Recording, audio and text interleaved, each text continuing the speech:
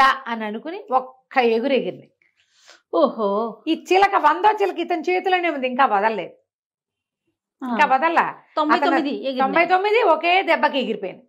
ఎగిరిపోగానే వీడికి అర్థమైపోయింది, అమ్మా ఇవి నన్ను మోసం చేసినాయి, ఇదే జరిగిందని చేతిలో ఉన్న చిలక పీక పిసికేపోయాడు కోపానికి. దొంగ మొహాలు ఏదో ఐడియా వేసి అవన్నీ బారిపోయినాయి. పాప అవి ఎందుకు పొరపాటు పడ్డాయి, ఆ ఎండిపోయిన మర్రాకు వల్ల పొరపాటు పడి, మర్రాకు పెద్దది కదా, బరువుకి అది చిలకే పడింది అనుకున్నాయి. కళ్ళు తెరిచి చూడటల్లా అవన్నీ లెక్క పెట్టుకుంటున్నాయి నెంబర్లు. ఆ పడిన అదటికి 100ది పడిపోయింది అనుకున్నాయి. అవి ఎగిరిపోయినాయి. అన్నీ లెక్క పెట్టుకుంటాయి, వాడు లెక్క పెడుతున్నాడు, అవన్నీ లెక్క పెడుతున్నాయి. 100 అని ఇతని ఇక్కడే ఉన్నాయి, ఆ 100 అక్కడ పడింది. 100వ ఆకు వెళ్ళిపోయింది.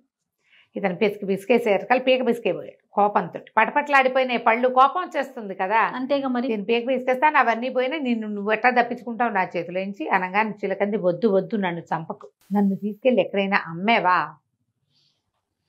నీకు బోల్డ్ అంత డబ్బు వస్తుంది, నీకు ఎంత లాభం వస్తుందో, 1000 వరహాలకి ₹1 తక్కువ కాకుండా అమ్ము నన్ను అనేసరికల్లా ఆశ్చర్యపోయాడు. మనుషులు మాట్లాడినట్టు మాట్లాడుతుంది చిలక.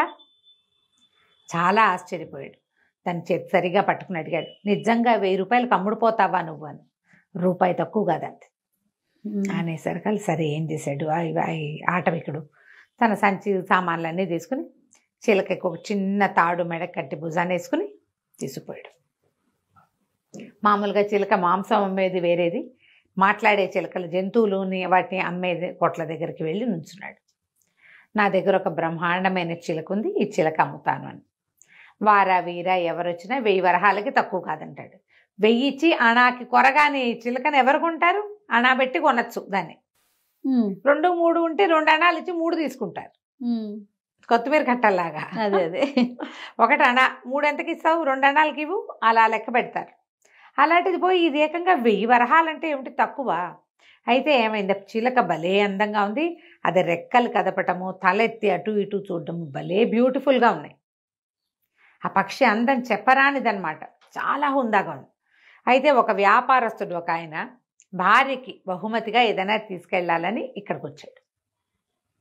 శెట్టి గారు, రత్నాల శెట్టి ఆయన, పెద్ద ఎత్తున అంటే వాళ్ళవి గ్రాండ్ స్కేల్లో ఉంటాయి కదా బిజినెస్లు. ఈ చిలకను చూసి ముచ్చటపడ్డాడు. 1000 అంటే చాలా ఎక్కువ, ఇంకొక రేట్ ఏదైనా చెప్పమన్నాడు. అనేసరికల్లా